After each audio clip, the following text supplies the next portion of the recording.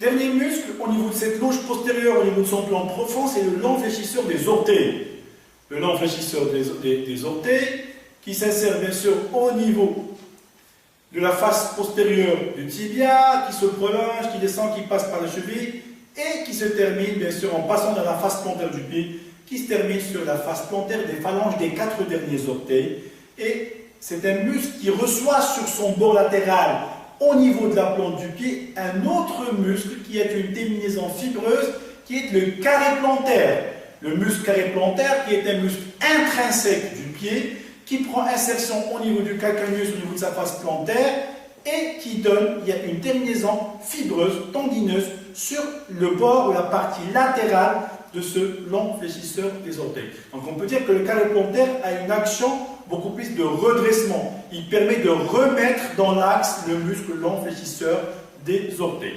Donc la mise en tension ou l'étirement passif du long fléchisseur des orteils se pratique chez un patient installé en décubitus dorsal, pareil que les techniques et les manœuvres précédentes concernant le long fléchisseur d'hallux, le soleillère, le tibial postérieur. Si vous l'avez bien remarqué, le genou sera toujours fléchi afin de détendre au maximum le muscle triceps sural.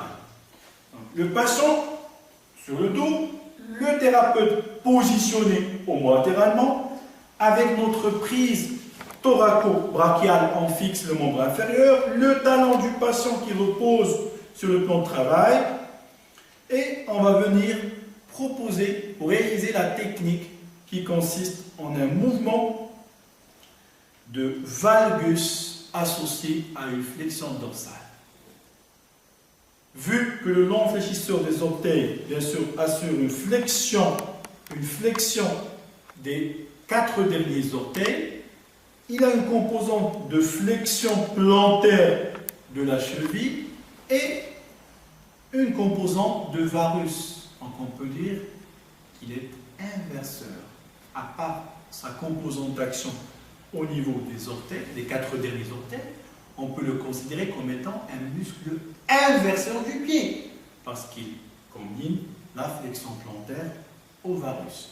Donc sa mise en tension nécessite, bien sûr, à l'aide d'une prise bimanuelle, on va ramener la cheville dans le sens de la flexion dorsale, auquel on va ajouter un valgus du pied tout en le déplaçant vers le dehors, sans oublier bien sûr l'extension des 4 derniers orteils qui sera réalisée à l'aide du pouce du thérapeute. Donc je combine flexion dorsale au valgus et à l'aide de mon pouce, j'insiste sur l'extension des 4 derniers orteils. Comme ça, j'aurai combiné l'extension des orteils, un valgus du pied et une flexion dorsale, autrement dit une éversion combinée à une extension des orteils.